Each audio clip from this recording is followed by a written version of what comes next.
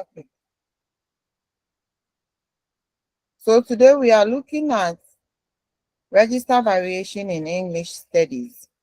And as I've sent the recorded slides already, I would want to hear from you first what you heard or what you've read on register.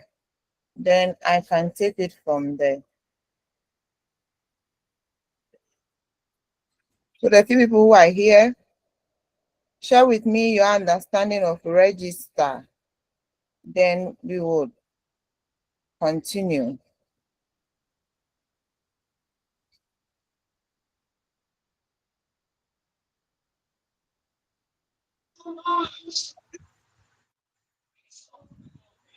Whose hand is up?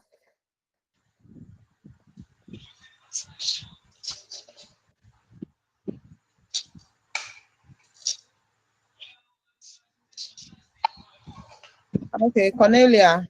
Sewa. Okay. Thank you, madam. Good evening. Good evening. Please, to my understanding, I can say that register is the appropriate use of language to reflect a particular situation. Using a language to reflect a particular situation. Thank you. Particular situation. Okay. All right.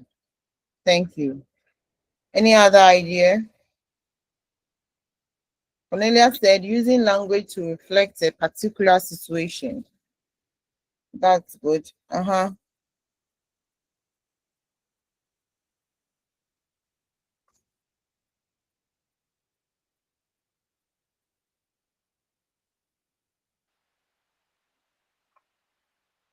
Is that all?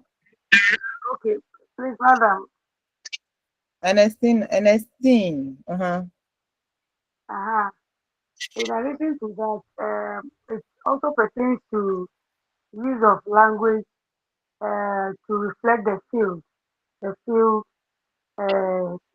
the linguistic field of that very language or that very word. Yeah, for example, if it is a sports field, whenever you are you are presenting anything on sports, you use the words that are related to that field. If it has to do with Oh, medicine, you also use words that are related to medicine.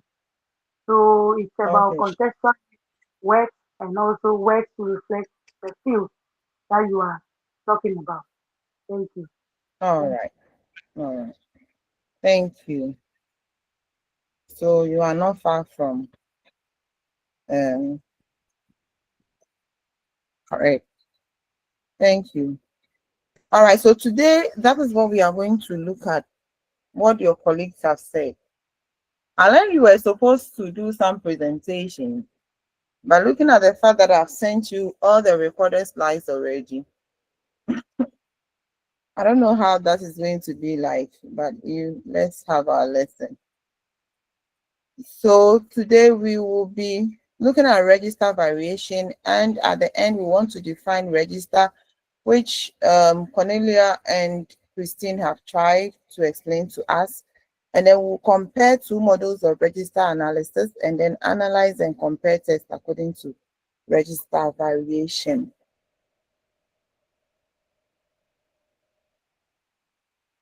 So our reading is this one. So when we talk of register, as they have said, which is similar to what we have, so register refers to the variation in language use depending on the context, audience, purpose, and social situation. So you can see that it's quite similar to the explanations the two of them gave. Okay. When you use language to suit a certain situation, okay, that is what we mean by register. So sometimes in some books, like Halliday, for instance, will basically define as register as language according to use. Okay, language according to use. So the way you use language to fit into a specific context or a situation is what we refer to as language and register.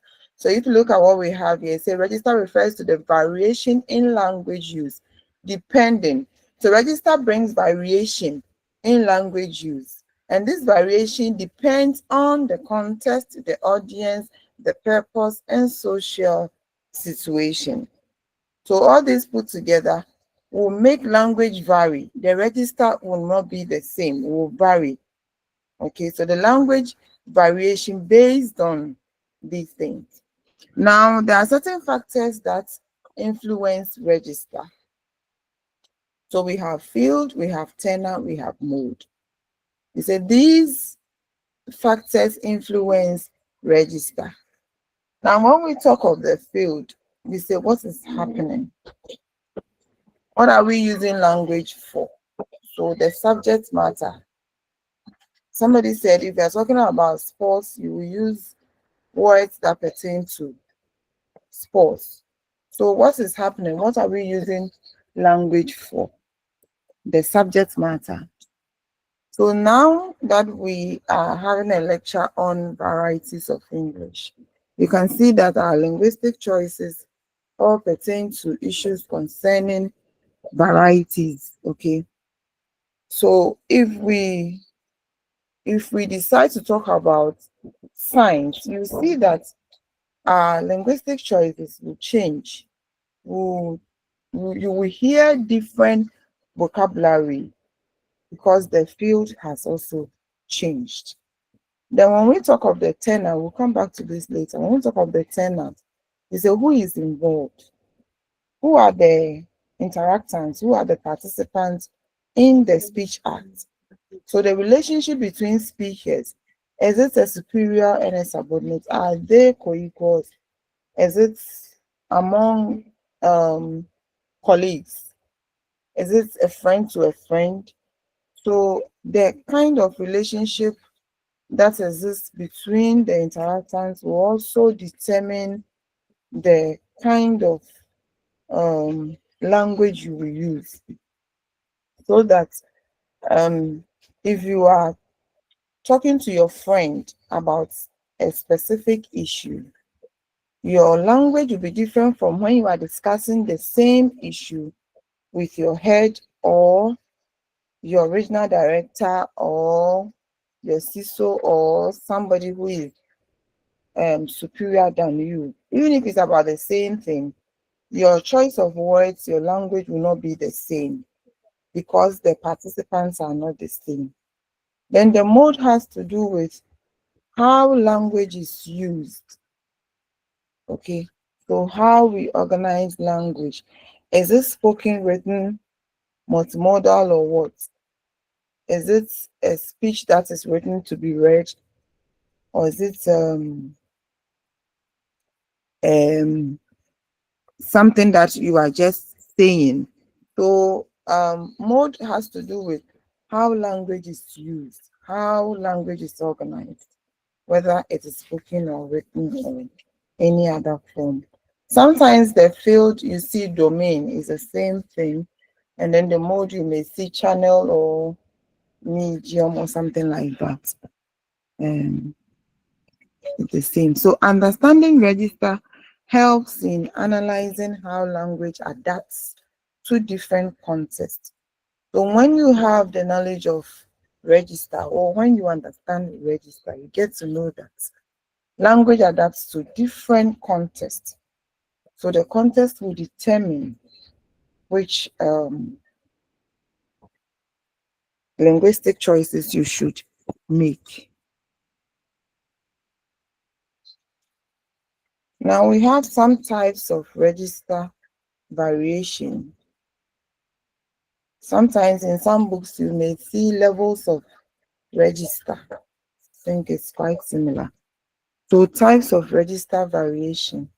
We have formal register, which is used in official or serious situations like academic writing, legal documents. So you see that in these situations, the language is formal. The register will be formal. So in some other books, you may even see high formal, which is the language that you use in addressing Very, very, very, very important personality. Okay, before you even come to formal, but here we are starting from formal. So formal is the kind of register you use for official or unofficial or serious situations like academic writing and other equally official documents. Then informal, used in casual conversation. So when you're talking with your friend, when you are having a normal conversation, you will use informal register. The consultative has to do with language that we use in professional interactions. So it is polite and it's semi-formal. And we use it in professional interactions like when a doctor patient interactions, or when maybe you go and meet your lawyer and you are talking about an issue. It's a professional interaction. When you meet your lecturer or something, you're discussing academic issues, it is a professional interaction. So it's polite, it's semi-formal, and it is used in professional interactions. Then we have intimate register, which is private conversations between close individuals. So in some other books, you may see vulgar. So a register that you use for very, very close people. So like very close friends, like somebody, a husband or a wife, you share that kind of relationship, very close family members, very close. Some family members are not that close. So when we talk of intimate register, looking at private conversation between close individuals. Then the frozen register, we say is a static ritualistic use of language. So certain registers are repetitive. Okay, so that's why I say it's static. It's the same thing that you use for the same thing over and over. And it's quite ritualistic. So like wedding vows, it's the same thing we say over and over. Okay. And then religious text. So if you are a religious person, you can see that when you, especially the Orthodox churches, we have this liturgy book that we follow. And you can see that when we go to church, depending on what we are doing, we have what we read.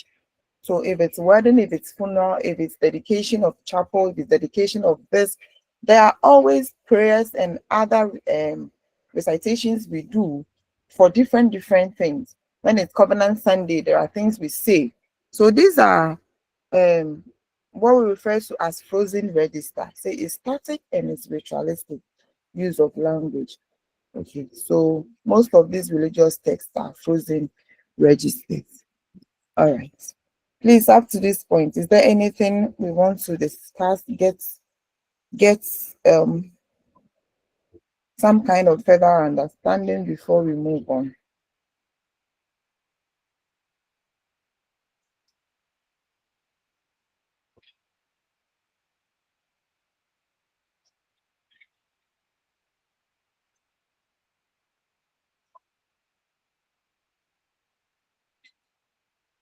Uh-huh. Are we okay? Hello, madam. Yes, anything. Please, so where shall we place the frozen and the intimate? Intimate, can we say it is highly informal or No, these how? are different Or they types. are just Informal is there. okay? We are not placing it under anything. They They are are different independent. registers. Yes. They are So independent. there are all different kinds of registers. So informal is the one that you have with your colleagues at school during your normal conversation. But intimate is the one that you have with maybe your husband. Okay. Very close. The way the way you will talk to your husband or somebody very close, maybe a close sibling, not the same way you talk to your colleagues. They are different. The kind of things you say to a husband or a wife or your siblings, very close friends, even at at your workplace, there are people who are very close to you. The kind of words you use for those people are not the same as those who are friends but are not that close. Do you get it? Well, I understood. So, mhm. Yes. So they are not formal. They are even less than I can say that they're even less than maybe informal. That's why they are calling it That's what I intimate. was saying, that highly informal. Yeah. Okay, highly informal. All Uh, right. yes. Please, this one. Okay. What about social media language?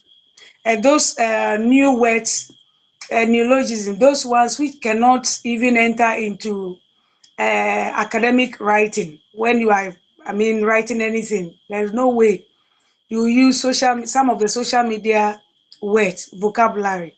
Where do we place those ones? For example, But love, social LOL, last time we LOL. said that social media so I'm saying that the last time we said that social media language is a whole language on its own that we use on social media. So it depends. Remember that if you are chatting your friend on social media, you will use that. Okay. It's an informal thing that you will use. But remember that the same informal, when you are using it in a different context, you will not bring the low over there. But it's also Hmm. informal. Social media language is a language on its own that is used at a different place altogether. Over there, even if you are chatting um whoever, you might use some of these things because it's quite acceptable over there. Because if I want to talk about something serious, very serious thing, formal thing with my superior, I won't go and chat the person on WhatsApp. Do you get it? I will either write to the person or walk straight to the person's office to discuss that issue. The moment I'm chatting the person on social media, it means that the thing is not one that has to be too formal. So I may go for, depending on the kind of relationship I share with the person, if we are close, I may use some of these things.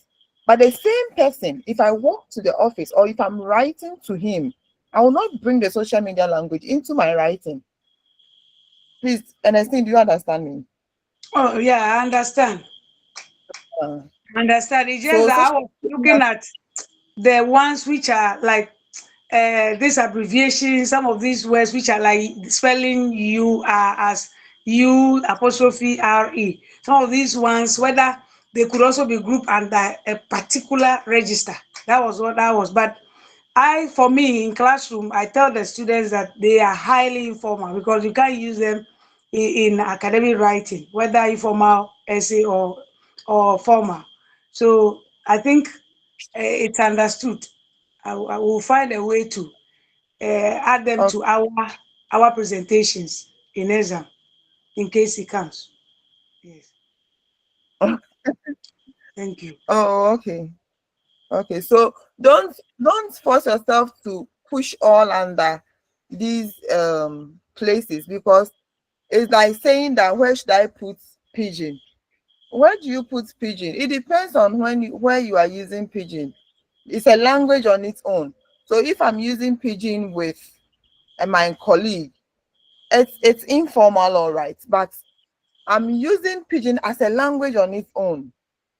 Okay, maybe in a different context with the same friend, I may go for informal register, but I will not necessarily use pigeon because the context may not call for me using pigeon.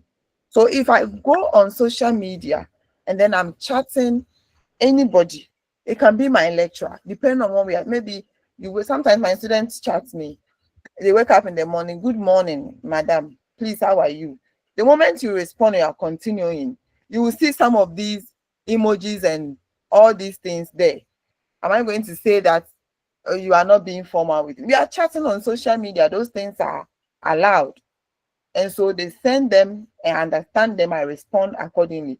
But if they are writing to me on something else, they will not write those things in it. Okay. Please, is that Oh, all? thank you. Yes, thank you. The rest, anything else? Apart from Ernestine, who else?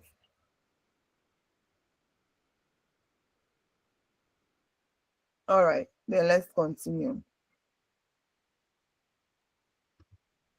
Then we have our first model, which is Halliday's model of register. So now Halliday, who is the founder of Systemic Functional Linguistics, SFL, please give me 2 minutes.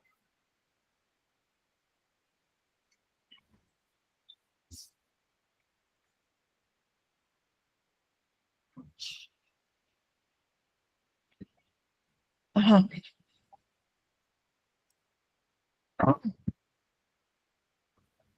So Halliday developed the systemic functional linguistics model, which connects register to the broader function of language.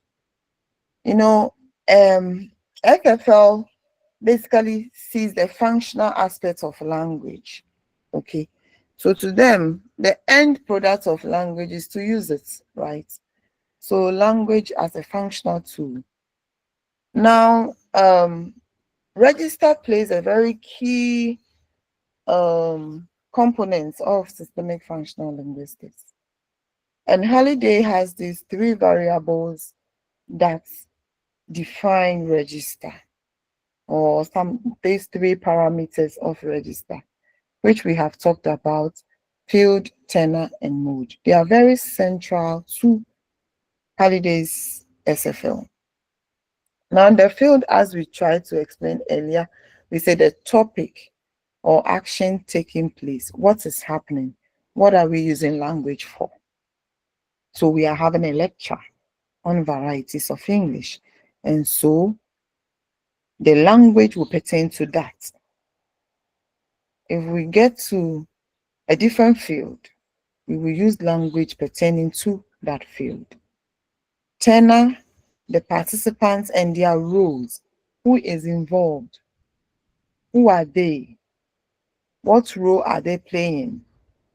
Okay, so if it is a host and then a guest on a TV show, they know their roles and what they should. If you are a guest, you don't assume the role of the host. You know exactly your place and then what to say. So is it a superior and a subordinate? Is it a colleague? Is it a mother, child? So the participants will determine the language to use. The mode, which is the medium of communication, how language is used, which medium, which channel. Is it spoken word? Is it written? Is it spontaneous? Is it what kind of language? I mean, how is the language used?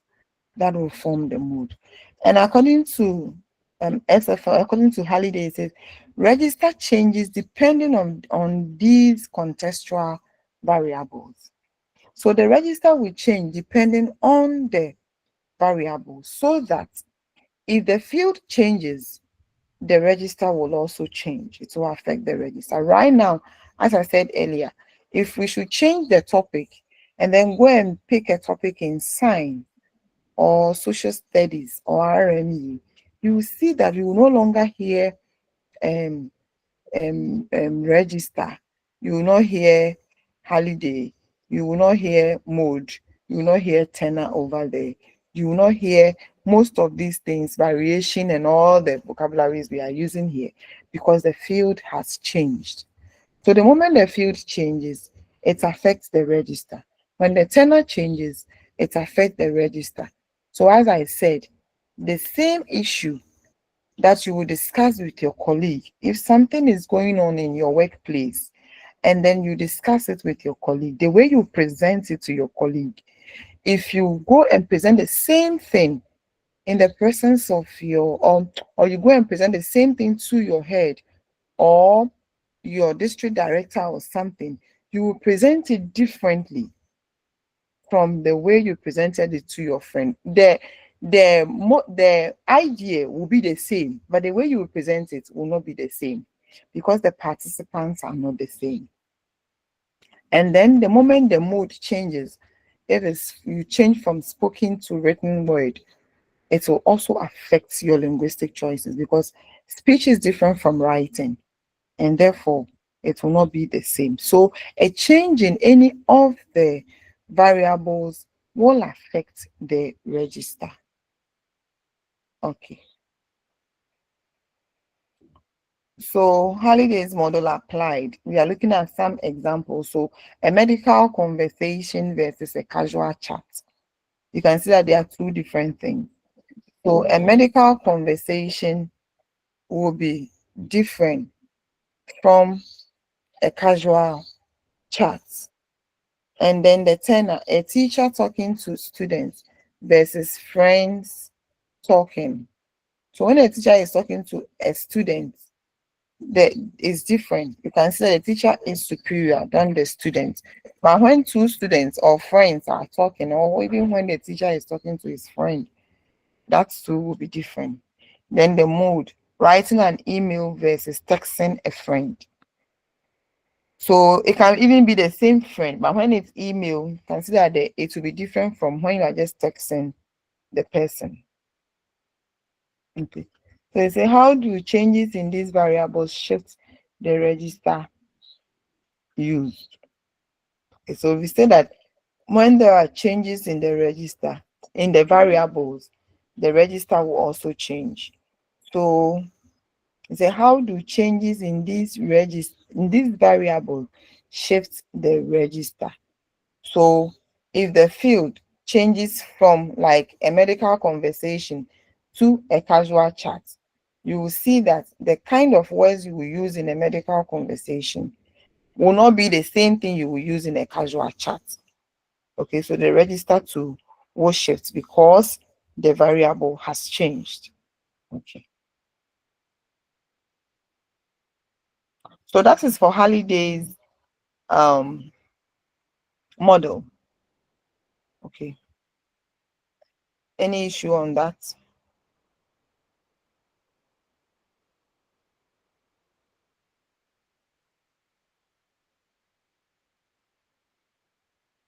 Agnes, do you have anything to say?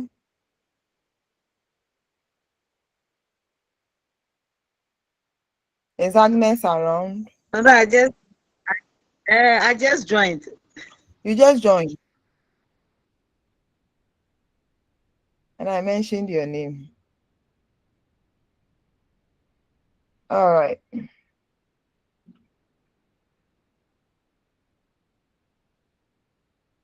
But those who have been here, is it okay? Bawa,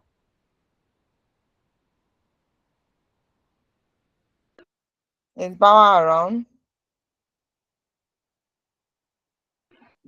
Yes, madam, I'm okay.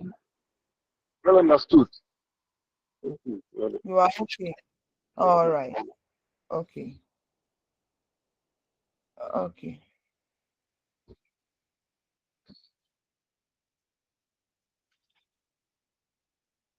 So we move on to Douglas Byber's multidimensional model. We've seen that of Halliday. We want to see that of Douglas Byber. Douglas Byber has also done a lot on register. He's one person that when you are working on register, you will find a lot of his work on register variation. Okay. So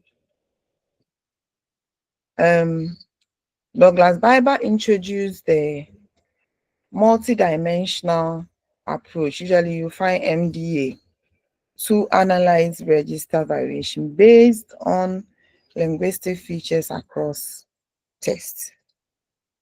Okay, so to Byber, it's actually a model, or let me say, is a framework for analyzing linguistic variation in English. Okay, it's a framework that we use in analyzing linguistic features. So you're looking at different linguistic features that occur in different places. Okay. So his model identifies several dimensions. Okay, that's each one represents a distinct type of linguistic variation. Okay. So for him, he derived these dimensions from some kind of, let me say, statistical analysis he did in statistical analysis of linguistic features he did in various texts. Okay, so he came out with certain dimensions, and we'll look at some of them. 1, 2, 3, 4, 5 of them. Yeah, 5 of them. So after conducting that kind of research using a corpus data, he came up with different dimensions. So he identifies 5 dimensions of variation. And so we have involved versus informational production. Involved versus informational production. So this one distinguishes between language that is interactive, involved, language that is interactive. That's why you say involved versus informational. So language that is interactive and involved versus language that is more formal or informational. So if you see the examples there, we see casual. So casual conversation is interactive, is involved. And then technical writing or academic writing is informational. Okay. And then second one, we have narrative versus non-narrative. Okay. Narrative versus, so like telling stories, and then maybe language that conveys information or argument. So we have reports over there. So when you write, you do something and then you give a report on it. You are not just, it's not a narrative you are giving like the way you tell stories. Then we have explicit versus situational reference. So this one also looks at language that is explicit and self-contained. Okay. Language that is explicit and self-contained versus language that relies on shared context or situation. So formal language versus situational cues.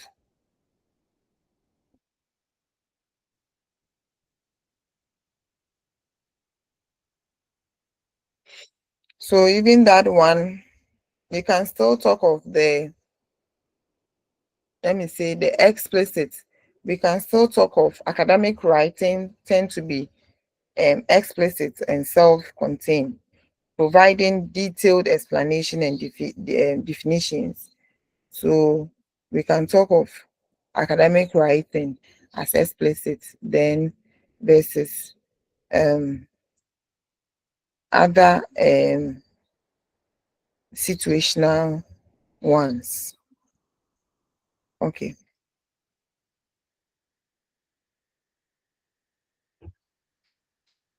Then we have overt expression of persuasion. That one is not versus anything. So we have argumentative writing. Then abstract versus non-abstract information. Philosophical discussions versus straightforward instruction. So if you're having philosophical discussions, those ones are quite abstract, but when you give a straightforward instruction, it's a non-abstract information.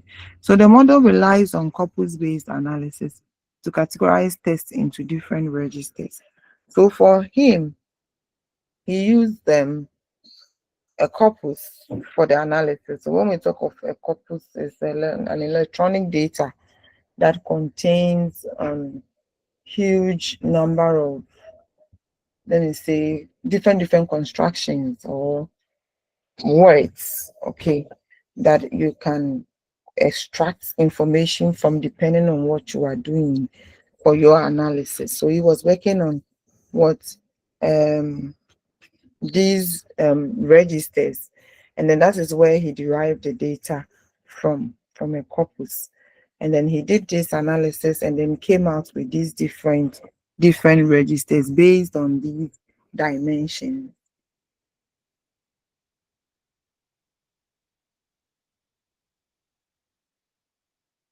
So a few examples if you want to apply the model.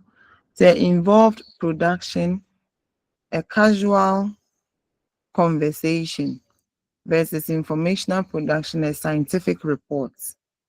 Then narrative text, a short story, non-narrative text, a business email. So these are just examples. So the question is, how do different genres of text fit into Biber's multidimensional model? So if you pick different types of text, how would they fit into Biber's multidimensional? So for instance, if it's academic prose or conversation or fiction, okay, how would these different genres fit into Biber's multidimensional? So you have to look out for where they belong. So if it's conversation, it is highly involving, right? And so you can see that it will fit under involved production. Okay. Uh-huh. Like that. If it's academic prose, for instance, it's informational, right? And so you know where to put each one depending on what the text does. It will tell you exactly where to situate them. Now, when we are comparing the two, comparison of Halliday and Biber's model, we can see that Halliday's model focuses on field, tenor, and mood as determinants of register, because we've said that a change in any of these variables or parameters will bring a change in the register. Then Biber's model analyzes register based on multidimensional linguistic features from a corpus. Okay. So this one uses these variables, field, tenor, mood, to determine register. Biber relies on corpus and then analyzes register based on multidimensional features. Then key differences, Halliday's is context driven. So to Halliday, the context will determine. And then Biber's own is a data driven one. Biber used data to do the analysis and then came out with these dimensions. But to Halliday, the context will determine what to use.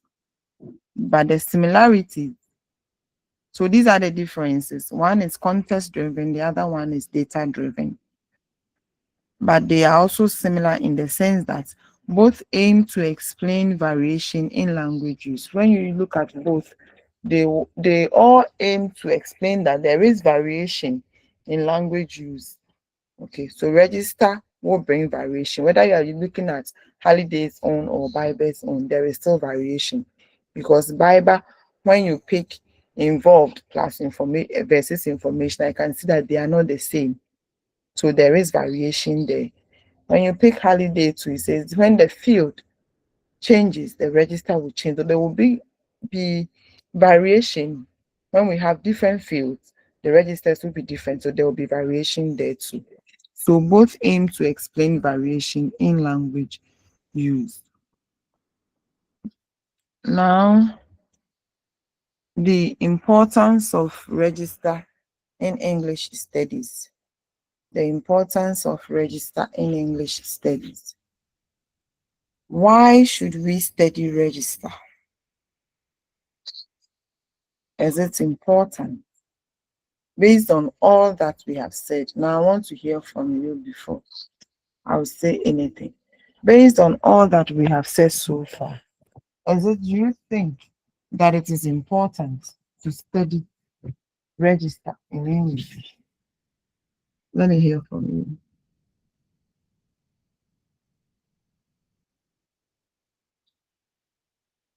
Who will start for us?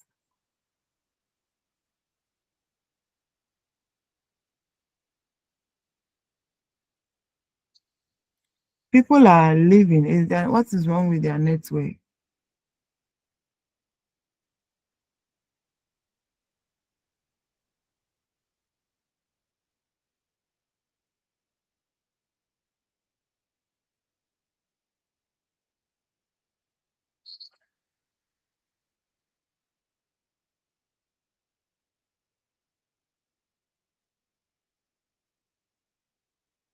Hello.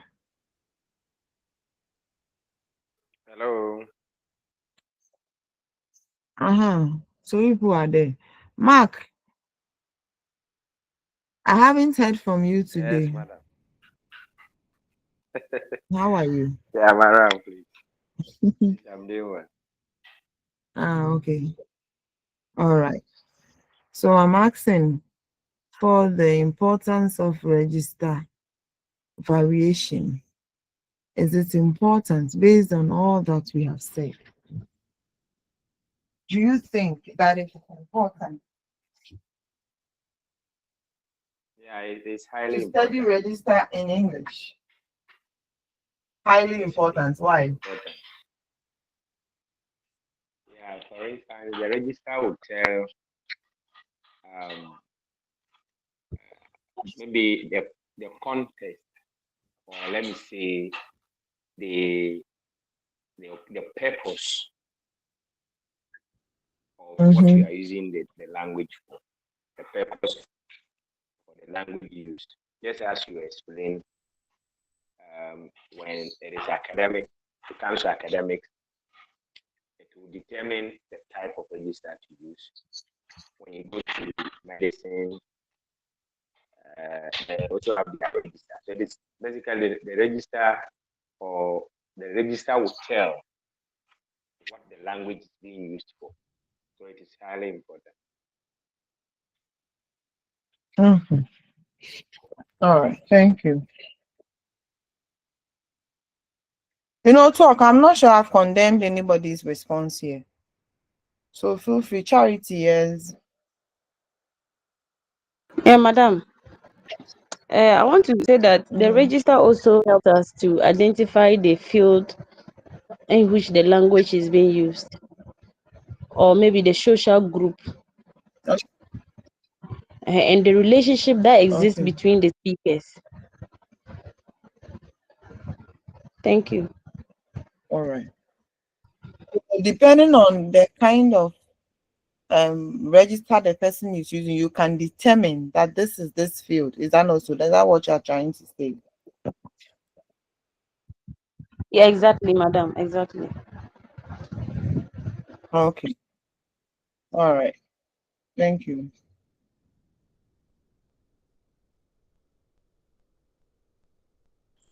Hello, madam.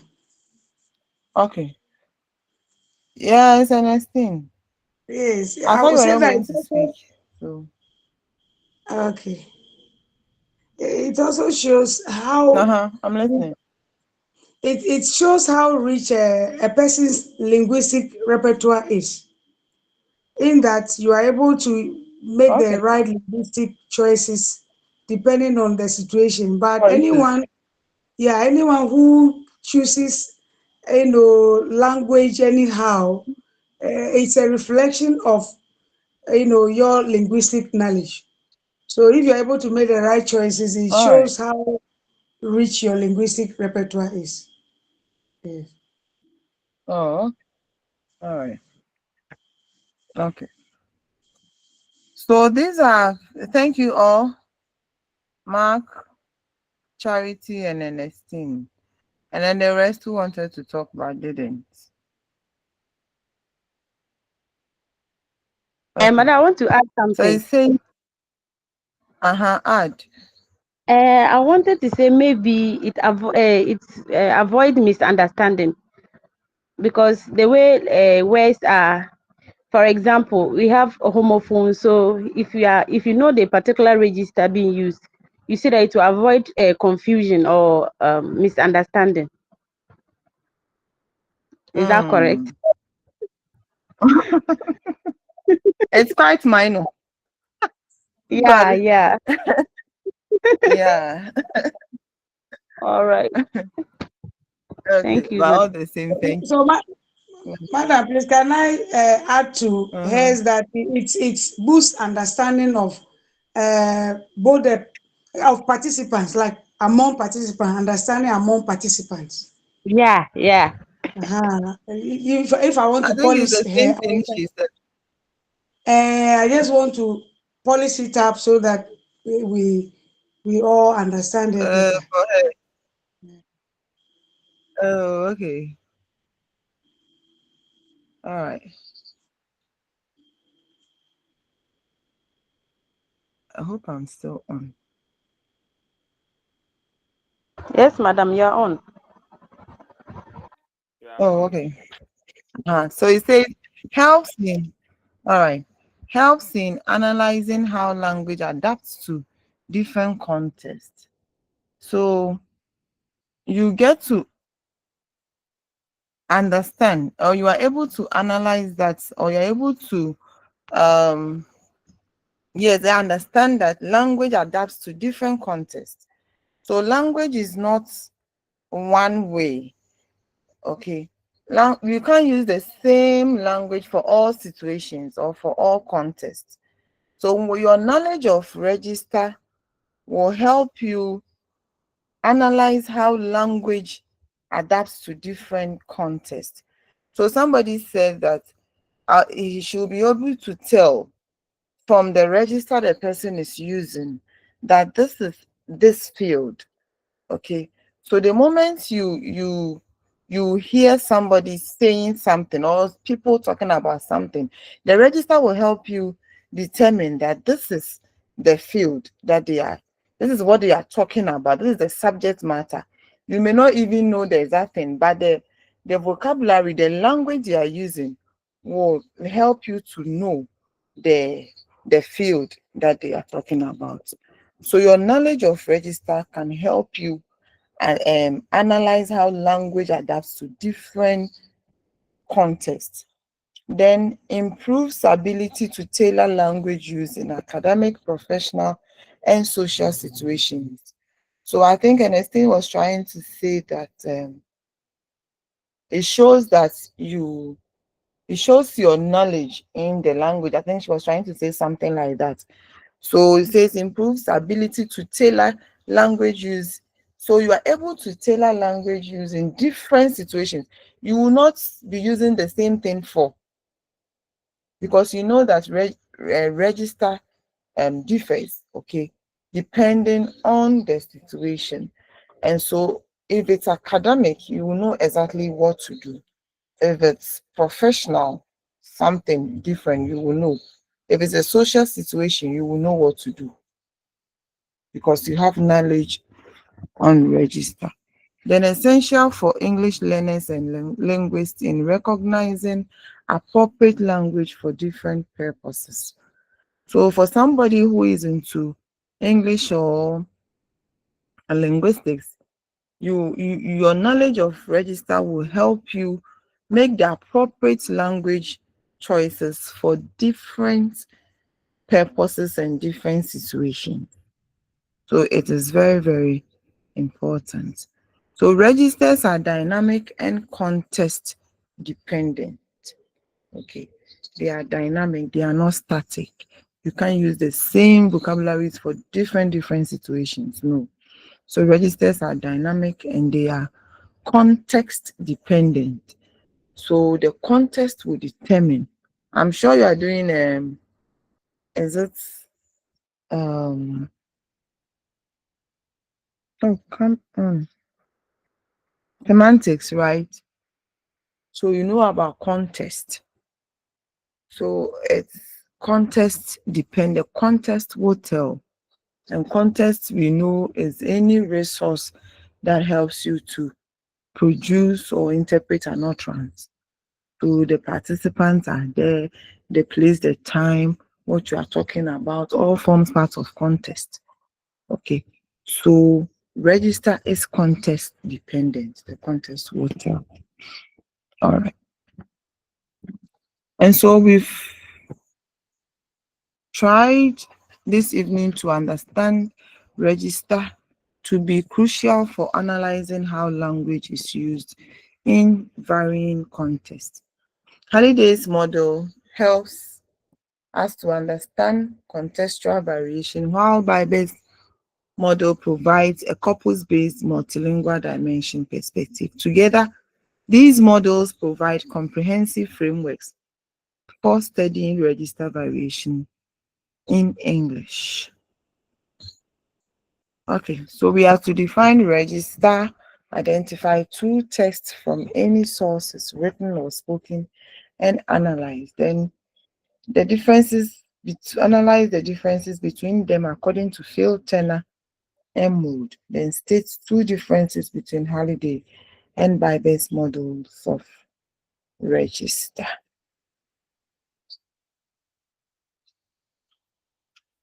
Okay. So did we see any difference between the two? We said Halliday's own is context driven and Bybe's own is data driven. Any other difference you can think about?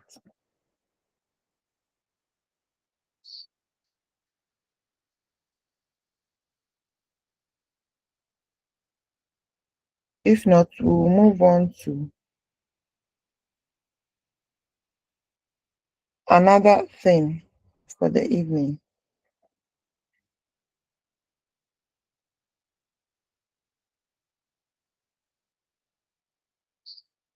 Well understood. Let's go Okay. on. Mhm.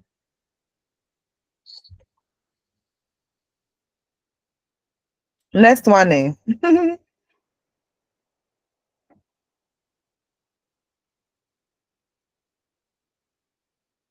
Okay, I'm coming.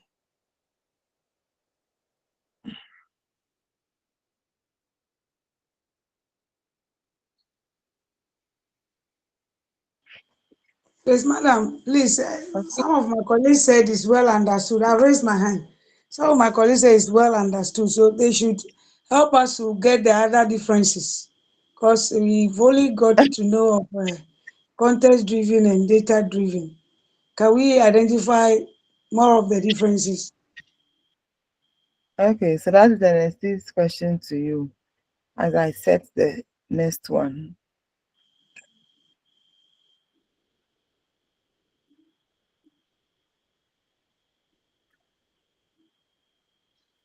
Hello, colleagues. I don't think we can exhaust everything now. When we do our individual, So we should just let's continue. like rush through, then later we'll assimilate. We'll analyze, dichotomize, and then conclude. Okay, all right. Even on the surface, we can see that Halliday's model depends on three um variables, right? Yes. Field, Yes. tenor, mode. Yes. While on that, this is on the surface, quite it might be minor, but at least on the surface you can see that clear difference. And then Bybe's own depends on five um Dimension. dimensions. So this one is using three variables that a change in any of them affects the register. While Yeah. from Bybe's data, he comes out with five dimensions. So on the surface, before you even think deeper, you can Mm, see this clear difference also there. okay. Mhm. And All madam, right. I've also noticed that Bibles is more textual, while Because it um, depended on data okay, corpus. Yes. data, yes, to Mm, do to, to come out with the dimension, definitely his own will be okay. more Noticed. Yes. Mm, uh-huh. But okay. Halliday's own depends on context. Context. Yes. The context will tell. Okay. Thank you. So we want to add one more to it. We have close to an hour, so we'll be able to finish. It's not that involving, and it's something that we are familiar with, formality. So we are quite familiar with that. So it's not anything that we would um struggle. We will struggle. Okay. So we have these objectives to achieve: define formality, distinguish between the characteristics of formal and informal language, analyze spoken and written text for characteristics of formal and informal language, then write and speak appropriately in formal and informal context. So formality, what is formality? It says formality refers to variation in language use according to social status. So still it's a variation in language use, how you use the language. I said sometimes the basic way we define register is language according to use. So formality is also language according to use, but according to is variation in language use, how you use the language, how the language varies, depending on how you use it. But this one, according to social status. So formality makes a difference between formal and informal language. So when we say formality, it has to do with the difference between, we are looking at the differences between formal and informal language use. So formal language, language used in professional, serious, or official situations. Then informal language, casual, everyday language used in relaxed or familiar context. So as I said, this one is quite a familiar topic. Okay, a topic that we teach it ourselves because we've been teaching our learners formal, if not anything, formal letters and informal letters. So it's something that we are quite familiar with. So when we talk of formal language, we're talking about language used in professional, serious, or official situations. So when you have any formal setting or formal situation, you will go for a formal language. Then a casual, everyday language use, you would go for informal language. So what are the characteristics of formal language? This one, maybe I should allow you to talk about it a little. What characterizes a formal language? What will make you identify a particular language as formal and another one as informal? What are some of the common things that we find in a formal language?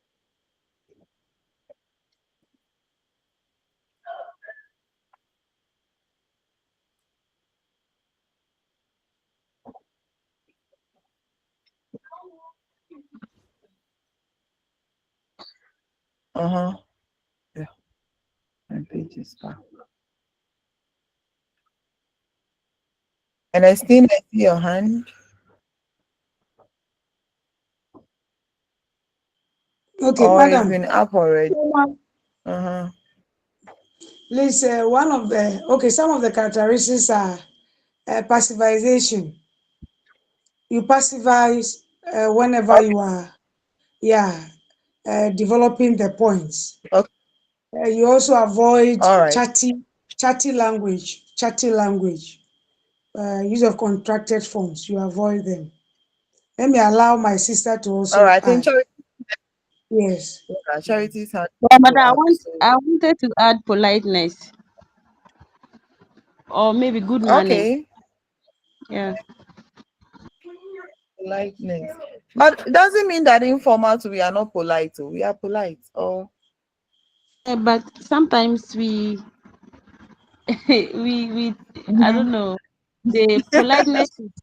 I'm not sure. I'm not sure being informal means you are not polite. You are polite. but Or not Ernestine, am not I? Can not, I not help? in informal situations. I mean, like for Uh-huh. example, when I'm speaking to you, More the way polite, I'll, right? Be more I'll be more polite than when I'm Uh, speaking to my polite colleague. than Yeah. okay. okay, okay.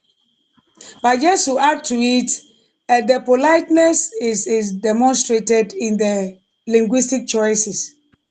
So if you are so Of chatty, if you are so chatty, so conversational, Yeah. it shows that you are so intimate with the person. And so that measures the level of formality and will be defined as an informal work. But if you want to show politeness as a formal in your work as a formal work, then it means that you avoid the chatty language, the friendly language, the text speaks, the social media language, the contracted forms, the informal use of words such as chale, and some of those things, you avoid them. And then only use the formal structure of those informal structures that you would end up using if you are addressing a friend. Thank you. all right. Okay. Please, the So characteristics are many. I want to allow my colleagues to also contribute. If they are not ready, then maybe I can add some.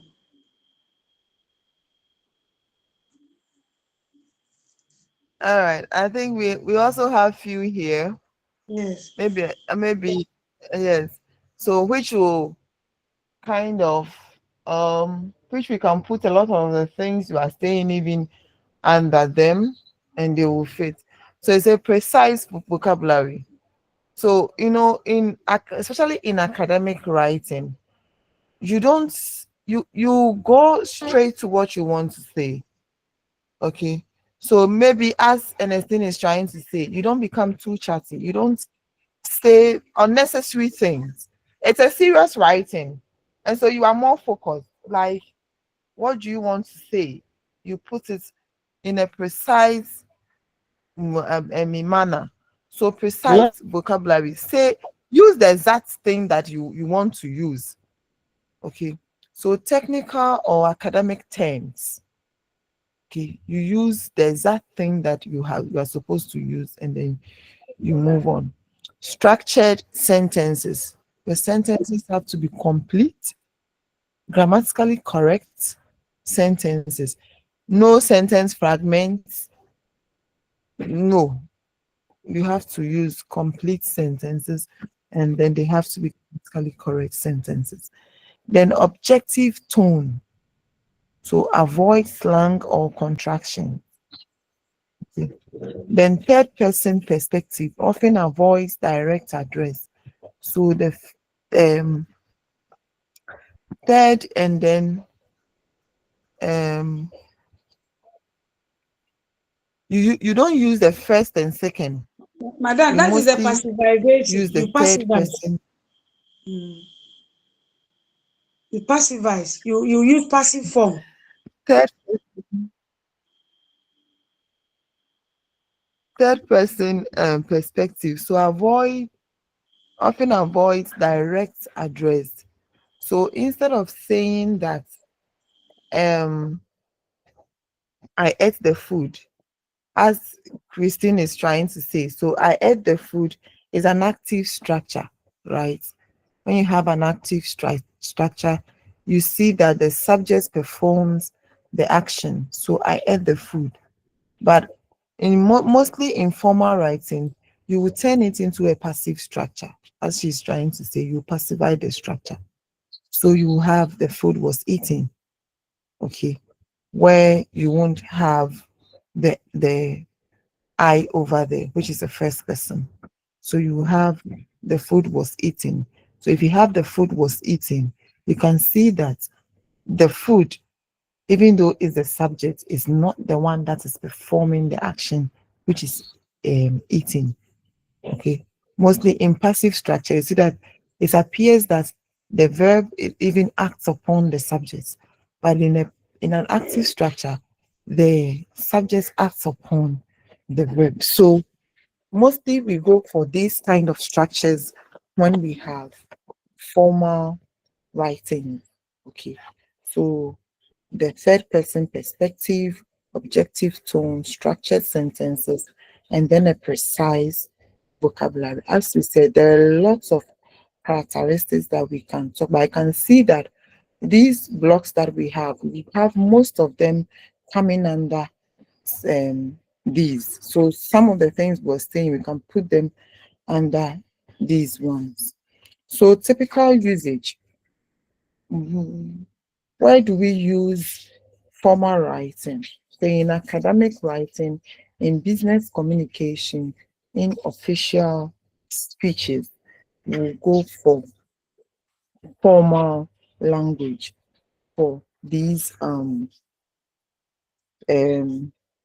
these various situations. We'll go for formal language in academic writing, for in business communication, in any official, when you are giving any official speech, you go for a formal language.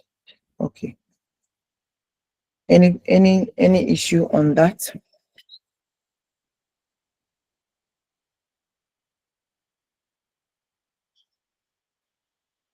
Okay, Mark, I see. When it comes to abbreviations. Mhm. Hello. Abbreviation. That yes, that in formal writing you have to What are avoid as much uh, of course. yeah, you have Okay. to avoid as much as But but some abbreviations and some acronyms, some acronyms have actually, let me say, should I say formalized? But sometimes the way we use them are such that the first mention, if you want to subsequently use the abbreviated form in formal writing, like in academic writing, the first mention, you write a full name, you put the acronym or the abbreviated one in brackets against it, okay, so that subsequent mention of the same thing, you can use the abbreviated form or the acronym because you've mentioned it already.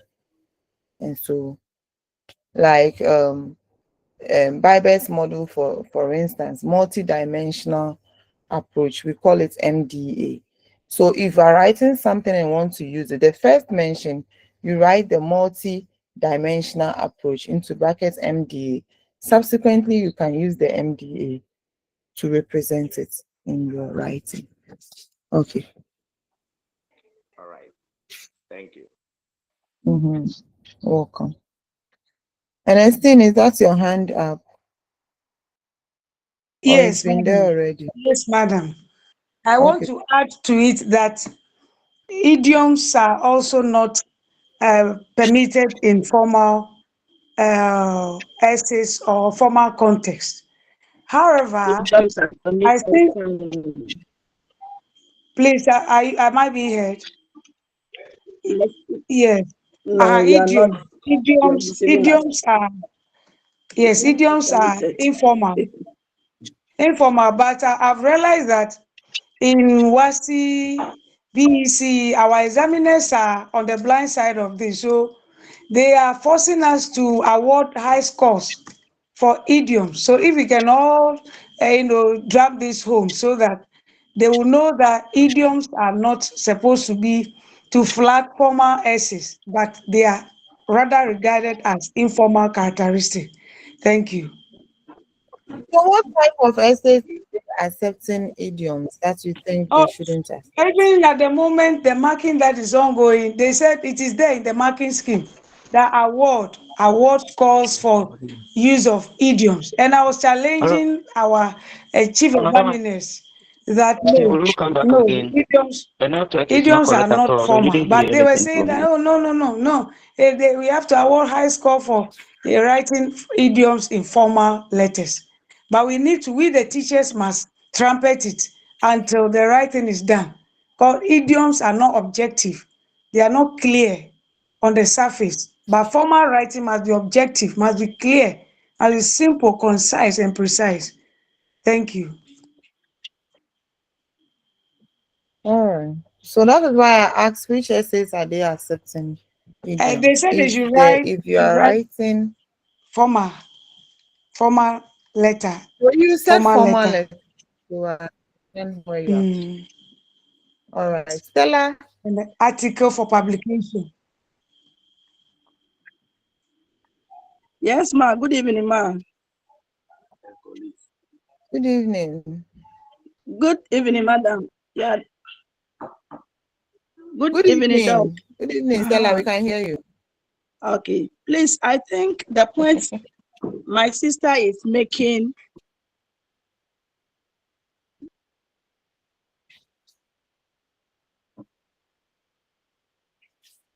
to help reach for more marks than those who use the raw language. The idiom will make the language very rich, and the essay will be nice. That is the first point I want to make. The second one is I would like to I find think out if, the sixth point. if please, the first point is what Madam Ernestine is saying, that they said the examiners said idioms should be marked higher. And she is saying that we don't have to consider idioms in formal writing. In formal writing, we have to use idioms to make the language rich. That's my take. And the second point I want to make is that I would like to find out if jargons are also part of the language we are not to use in formal writing, because I know jargons are used in quotes a particular setting. So if it is not known to the examiner or the world, I think it is not right to use jargons in formal writing. Thank you. All right. So the same way you think that jargons are not, if the person doesn't understand, it will not be. I think some of these things that you are writing. Let's assume that you are writing a letter to your original director, even on your own. I'm wondering if you will use idiom in that letter. Yes, madam. So are you sure I think you're going to use yes, idiom in that letter? I think there are Really? certain things we have to use idiom to make the language rich. But Idioms I would are like to actually know not if that it is, formal. Can I respond? I was trying to respond for you Yes, because you were idioms trying. are You were trying. But just 1 minute. My idioms are sister. informal. Hmm. Thank you, madam. My sister, I think it's something that teachers must learn because idioms are characteristics of informal language. Let us learn it and help the examiners to include the right content in the marking scheme so that the children will be taught the right thing. Idioms are not accepted in formal essays. Let's take it from today because if you flood your formal work with idioms, who will understand you? Formal works Mm. must be understood right on the surface. The moment you are presenting, your audience must understand you. But if you use idioms, the meaning of idiom is what? Language that is used among a particular group of people. So maybe we don't know, but for me, I have extensively read about it. And so I am just helping all of us here so that we don't go back to the classroom and continue to force them to use idioms in formal essays. But they can use it to enrich their works of informal fields. They can do that. Thank you. All right. So to add to that, for instance, if you are writing um your project work and thesis, we don't accept idioms in those works. And these are highly academic work. So you are writing your thesis and then, as she's saying, you flood it with idioms. Nobody will have that time to be looking for the meaning of idioms over there. So for proper academic writing, No. For idioms, no. Okay, but you can use it. That is why I asked the question that if you are writing a letter to your regional director, are you going to flood it with idioms instead of you to say the thing that you want to be done? Are you going to be using idioms so for you to just enrich your language? It's I'm not sure it's a matter of formality. All right. So with that resolve, let's move on. So we have the characteristics of informal language. It's full of, or it's made up of everyday vocabulary. So over here we see use of idioms. So we see that idioms are everyday vocabulary used among people like peers, and then slang. So I heard is it what's the name? Hey, it's Imeaka. I heard stellar acts of jargons. So they are all parts of the informal vocabulary, right? Everyday vocabulary. So we have slang, colloquial expressions, that is everyday language. And then relaxed grammar, shorter sentences, contractions, sentence fragments. Remember when we're looking at the formal, I said you can't be using sentence fragments in formal writing, but it's acceptable in informal writing. Then the personal tone, the first and second person are common in informal. Then direct and emotional reflects spontaneous speech, speech that you don't actually plan, and then often emotional too. So typical usage in conversations with friends, social media, casual emails. So you see that when we were trying, Nestle was trying to fix the social media, we said it is informal, but it's a language on its own that we use in a different setting. So if you are my lecturer and then I meet you on WhatsApp, that is not where I'm going to be formal. If I want to be formal, I'm going to send you an email or I'm going to formally write to you or something. But if I want to just chat you on social media, then I'm going to use a social media language, which is informal. Okay. So these are the typical usage of informal language. Then the differences in a tabular form. But you know this is English. So if in exam you are asked to differentiate between formal and informal, please don't go and draw a table. You are writing it in an essay form, discussing, giving examples and all that. Don't go and use a tabular form like this. No, it's not acceptable.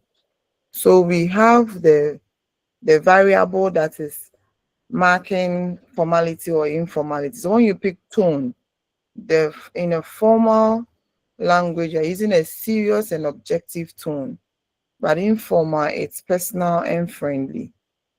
Purpose, used for clarity and professionalism, but informal is a fosters familiarity and ease. Audience, for unfamiliar and professional audience. Then for friends, family, and familiar associates. That is the audience. Then context in academic, business, or official settings. Then for informal in social settings, we can use the informal. So based on these points, you can use this to write an essay on differences between formal and informal. But like I said, you have to develop your paragraphs well by explaining the variables and then giving examples and all that, not drawing a table like this. Then context for using formal language. professional context. We are citing some examples. So the context in which we use formal language, say for professional context, work emails, job interviews, presentations, they are all they all pertain to professional settings. Then academic context, research papers, essays, thesis writing. So when I was using the idioms, for instance, I said when you are writing your thesis, you can't go and flood it with idioms. Nobody will be reading and marking that thing for you. You can't flood it with idioms. The perception, I understood Stella very well, because growing up, the perception was that when you are able to use even proverbs, when you are able to use idioms and proverbs in your writing, it makes your language rich. So I understood her perfectly where she was coming from. It makes your language rich. And so, I mean, we were applauded for using idioms and proverbs, but sometimes they do not even fit the context. What we are saying doesn't even match the proverb or the idiom we are using. But when you grow up and then you delve deeper into language, you realize that those things are used in informal settings, all right. But when you are seriously doing an academic writing, you don't even talk unnecessarily, let alone to be using idioms. Like you can't be whining and whining. It's a straightforward writing. You say exactly what you want to say. People want to develop interest and flow with what you are saying. And so you don't have to use things that will deter them from reading. The moment they read one, two, you don't understand what you are saying. Not that they don't know English, but no, the thing is not connecting very well. They will not develop in. So academic writing is something that is very serious, and so you have to be precise, you have to be straightforward, you have to know exactly what you are saying and then say it as such. And then official communication, government reports, legal documents, public speaking, political speeches, keynote addresses. So you go for conferences and others, and then there are people who are invited to give keynote addresses. And so they are all formal speeches that need to use formal language. Then for the informal, we have casual conversations, talking with friends or family, social media, so posts, comments, and informal interactions. Then texting is also informal. So instant messages or quick chats with close acquaintances. Informal emails, emails to friends, relatives, or colleagues you know well. So some of the emails are formal.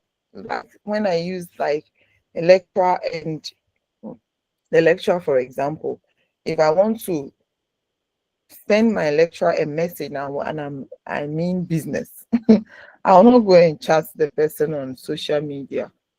I will send a proper email. It shows that it's a serious business. Okay, so you will go for the email, address the person properly, and then send your message. But if I want to ask of something ordinary, or I share that kind of relationship with the person, and then I just want to find out how he's faring, or chat the person on something very trivial. Okay, that one. But maybe your results are not in and all that, and you are seeking for some official information or something. Most of them, even when you chat them on social media, they will not even respond. But when they see an email, they attach seriousness to it. But there are other emails like to your friends, relatives, some colleagues that you are close to and all that, that may also be informal. Okay. So let's see, we are left with you. Let's finish up and then we can talk about other things. So when to switch between formal and informal language?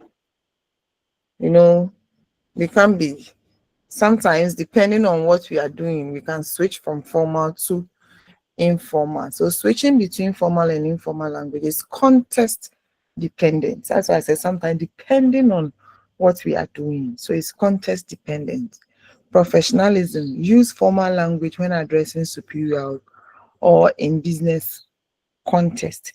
So maybe I know this person, I'm free with this person. We are having an official meeting. I cannot bring in my closeness during that time because it's an official something. And so when I'm addressing such a person, even though I share that kind of friendship with a fellow, I'll still be formal. I will use the formal language. But maybe immediately that is done and we step out, I will switch from formal to informal, depending on what we are talking about. Then familiarity. Informal language is more appropriate when the relationship is personal or casual. So if I share a personal relationship with you or a personal relationship with you, if it's not a formal setting, I will not be formal with you. I'll be informal, even though you may be my superior or whatever. If it's an informal context, because of that familiarity, it's like maybe your regional director being your relative, your auntie or your uncle or something. When you meet in your family house, that's not where you are going to be formal with the person. That is no formal context. You've gone for a funeral, you've seen the person. You won't be formal because he's a family member. You're going to be close. But then when there is a meeting, when there is something, a program, and the person is there, that is not where you're going to play auntie niece or auntie nephew relationship. You're going to be formal. But so you know when to use, when to be formal, when to be informal. Then clarity. Formal language is ideal for accuracy, while informal language is effective for engagement. So when you want to be, Ernestine will say chatty. When you want to be chatty, want to be engaged in the conversation, mostly when you are informal, you can be well engaged. Formality, you can't be, it's quite straightforward, clarity, accuracy, and all that. But when you want to be engaged, involved in the conversation, it's usually informal. So code switching between formal and informal, being adaptable and adjusting your language based on the situation. So when I use the anti thing, you are able to adjust. You know when to use what. You know when to switch to formal. You know when to switch to informal. So when we meet in the family house, when we meet for that funeral, we meet for that wedding, when we meet for that family reunion, I'm informal with you, even though you're my director. You are still my mother, you are still my auntie. I'm informal with you. But when I come to your office for an official thing, I'm formal with you. So you know when to adapt and adjust your language based on the situation. So the situation will call for formality or informality. Okay. Then culture also can influence formality. In certain cultures, for, formality is like being formal is very, very high. That in certain situations that may not even call for somebody being formal, they will be formal. Then in other communities and in other cultures, they are so informal that things that you consider to be formal, they may not be formal. So culture can also influence formality. So it says that in some cultures, formality is highly valued in most situations. So cite an example like Japan.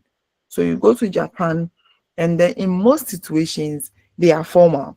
So maybe in certain situations that in your culture or in your community, you may not be formal. Over there, they may be formal. That is their culture. But then in other societies too, they are highly informal. Okay, so you say in USA, they are highly informal. So informality may be more acceptable even in professional settings. So culture can affect it. And so you go to, even in our country, even in Ghana, in different ethnic, groups or societies. Some are formal than the others. So things that are acceptable in your culture, in your community, you go to another place and then it is highly unacceptable. No, you get it. You can't do that over there. So cultural awareness is essential when choosing formal or informal registers. Because in some cultures, the things that you consider to be informal, it may be formal. And then in other cultures, things that are you may not even consider to be informal are informal over there. So culture can influence formality. This is a very simple exercise that we are to identify whether the sentences are formal and informal. And I think that on the surface, you can see it and you will tell which one is formal and which one is informal, right? My people, the sentences over there, I'm sure you can easily tell which ones are formal, which ones are informal.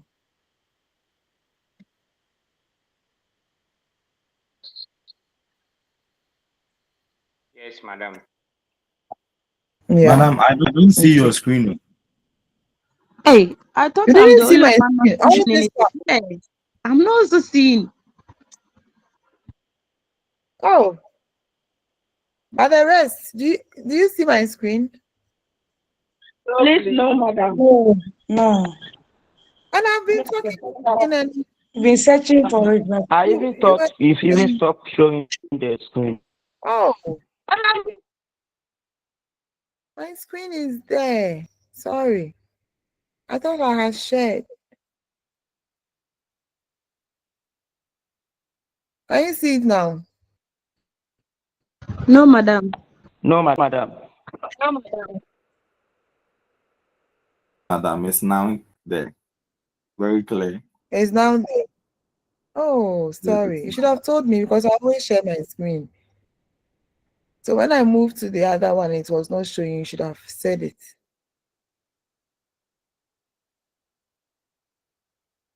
Okay. So can you see the sentences now? Yes, please. Um, okay. So as I said, on the surface, you can easily tell because if it says that I'm writing to inquire about your availability for a meeting. What is not formal about this? This is so formal. And then, hey, got time to chat this weekend? So the sentences are obviously, you can obviously tell which ones are formal, which ones are not. The results of the study were significant and warrant further investigation. Can't wait to hang out soon. So what is it about the sentences that makes them formal or informal? Maybe we should look at that one rather than just pointing formal, informal. What is it about them that makes them formal or informal?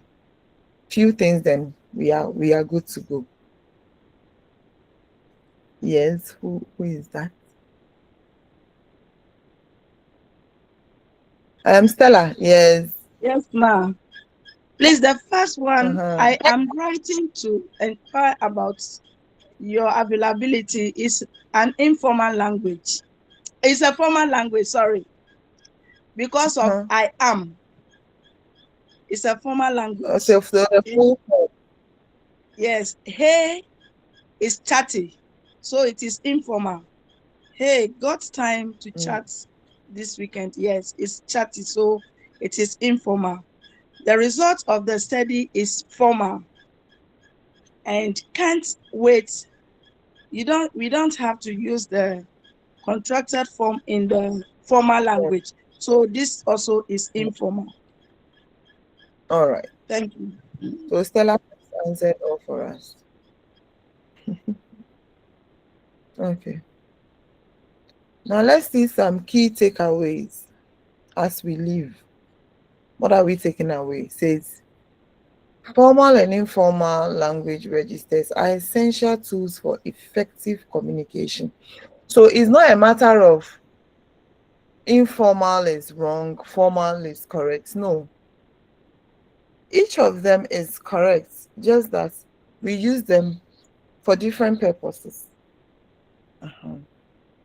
They are all effective means of communication, just that we use them differently. So if it's an informal session and you go and use formal language, you will sound odd. Everybody will be looking at you. In the same way, when it's a formal setting, go and use informal, you will sound odd. Then the context, audience, and purpose dictate which register to use. So the context, audience, and purpose dictate which register to use. Then understanding how to switch between registers enhances both spoken and written communication. Then we have some self-assessment over there. Okay, so any issue for discussion before we decide on when to meet again? We are left with 2 more to go. Yes, Mark. Okay, madam, thank you very much. I think I have 2 submissions to make. Okay. The first one will have to do with the article for publication. Okay. So where do we classify articles? Articles are formal. It's an academic writing.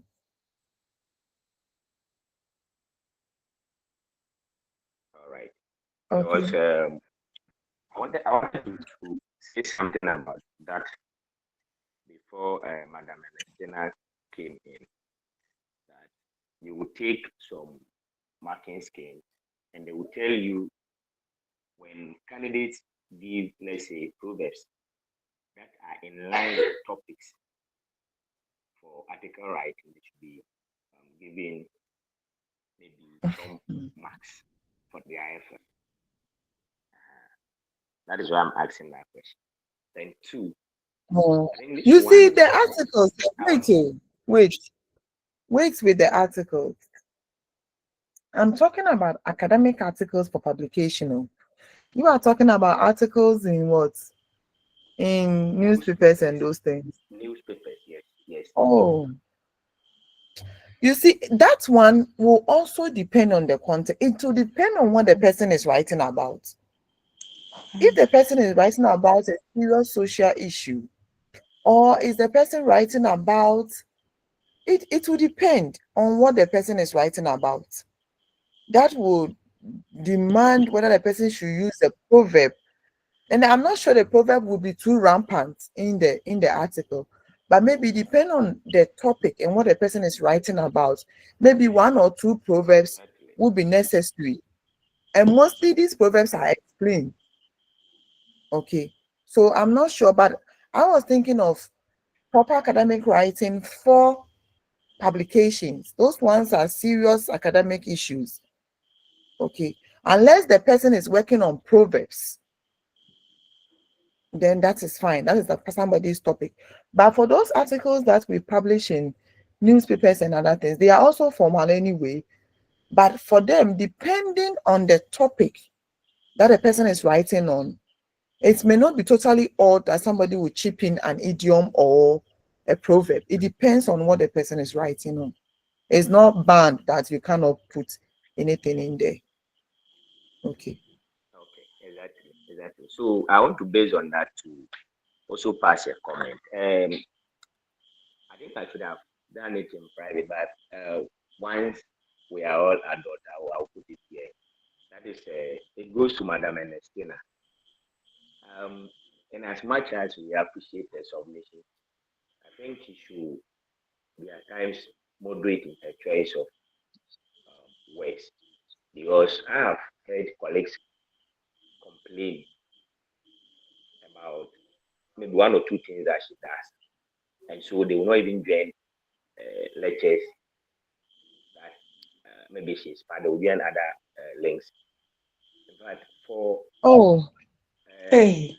yes, it's a plain truth. I'm not saying this to discourage you not to contribute, but then you should sound a bit moderate at times. This evening you pass 2 comments, which I think is not right, because we are all learning. For you to say teachers must learn and that you have read extensively on certain topics. In fact, I think it didn't go well at all, because we're all learning. And whatever you've read, somebody has also read a different, let me say, piece. And so we bring all together, we trash out, then we pick, let me say, the good or the current one. So please, when you want to contribute, just be moderate in some of the things you say. All right. Yes, exactly. Mark, you've made your point. Thank you. You've made your point. Thank you. I think that Ernestine has already apologized on the chats. I'm reading something here, and I can see that she's written something there. So I think we should accept that and then let it pass. Ernestine, what do you want to say? I think that you've already said it here, and Oh, I was just going to add something to the articles.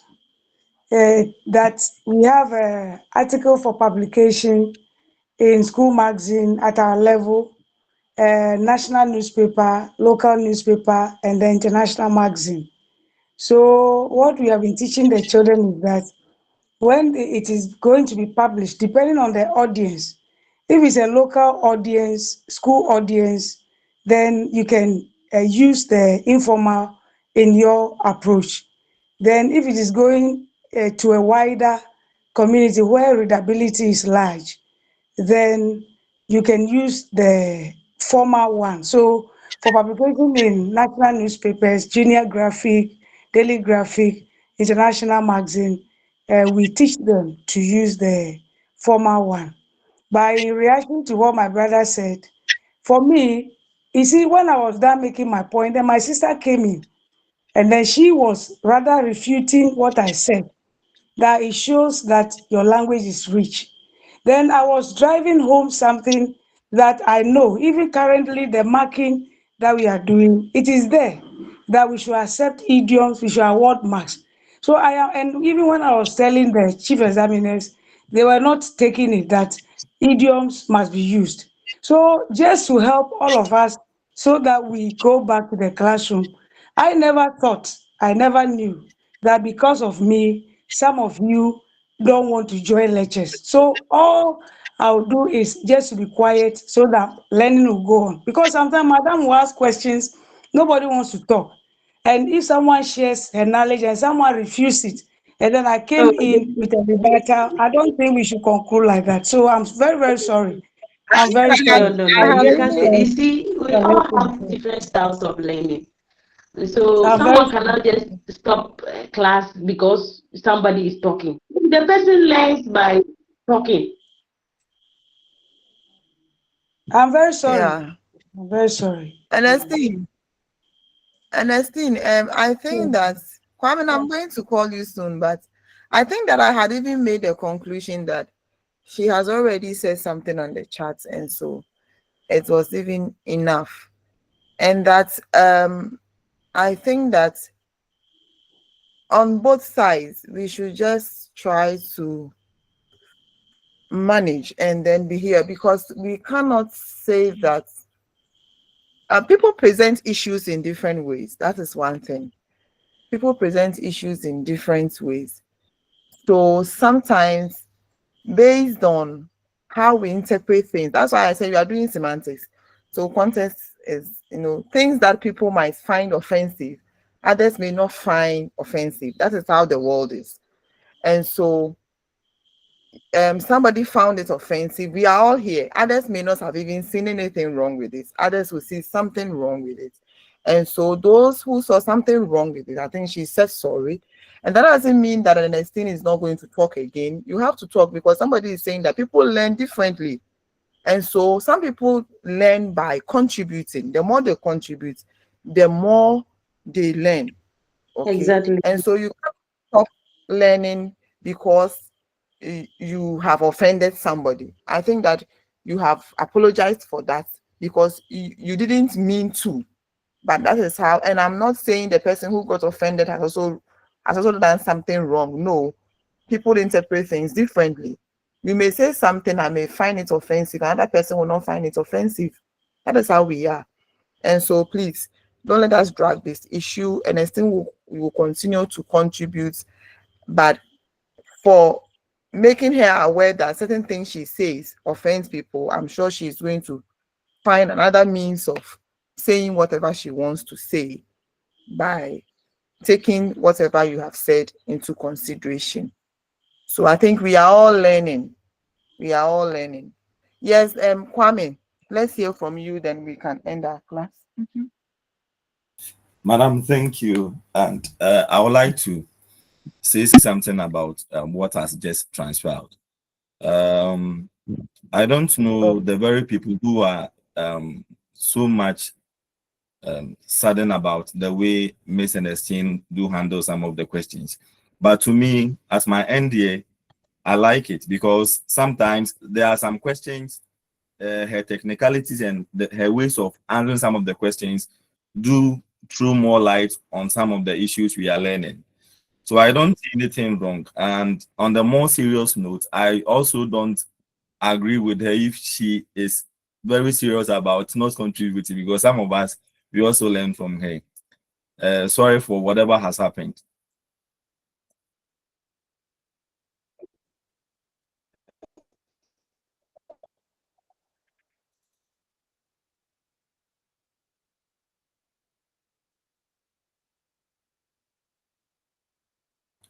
Hello. Yeah, we can hear you.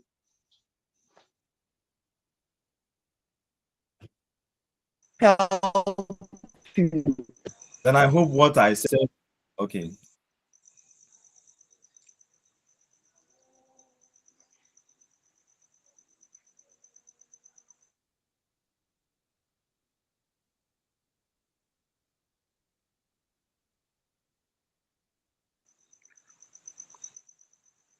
Please, everybody should calm down. I will work on Sister Ernestine, so she will contribute. She can't say she won't contribute. So just leave her to me. I will work on her. Thank you. Thank you, boss. No Hello. problem. So I Hello. think it ends On it. what has That been is why transferred we now, are different. no one should be offended. So somebody Please. says No individual one should be offended. differences. Yes. So that is why we are different. Yeah, so please, no one Our should be offended. backgrounds, And everything also, is different. And so the way we react to issues are different. And so we are not blaming those who got offended. It's natural. Yes, hello. Uh-huh.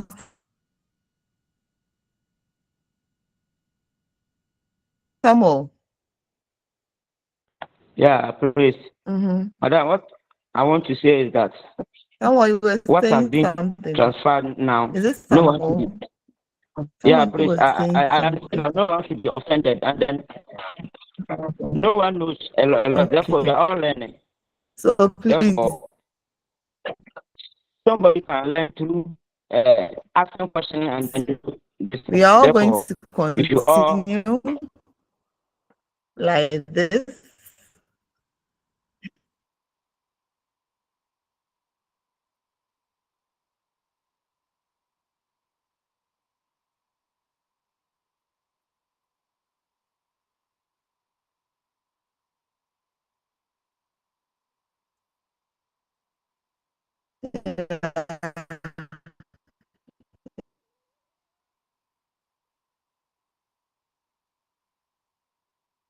Yeah.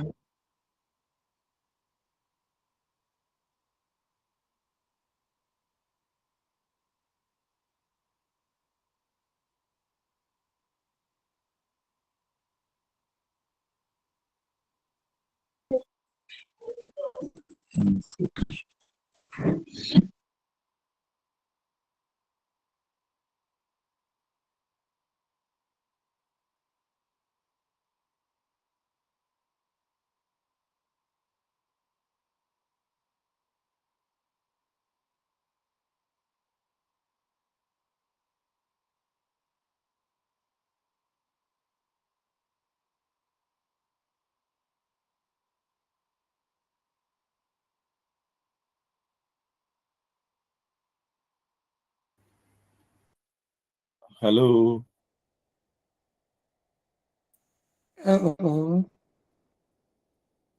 Yeah. I think Madam's network is disturbing her. Now she's gone. We didn't finish discussing the next day and time of meeting. So I think we should wait for her for a while.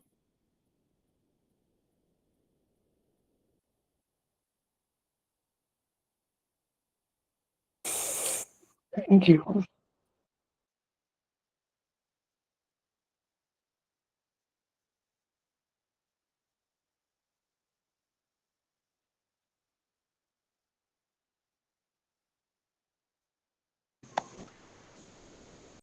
Please, is Madam on the platform? Has she gone for now? Please. Her network is very bad.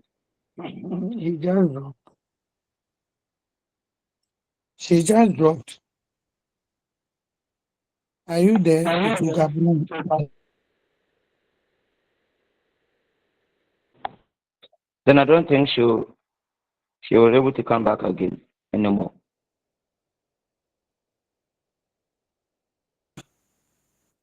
We did not conclude on the next meeting.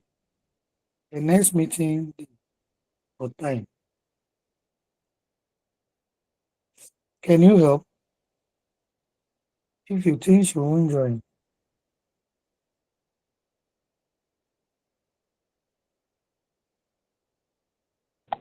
Oh, due to the network situation, that's why I'm saying maybe she may not join again.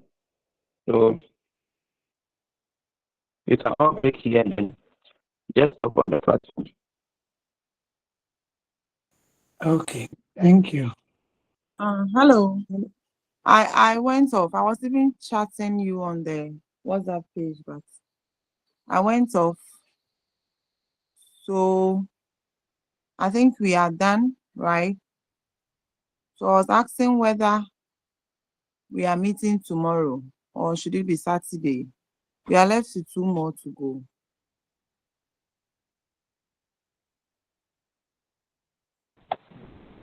Hello, Madam.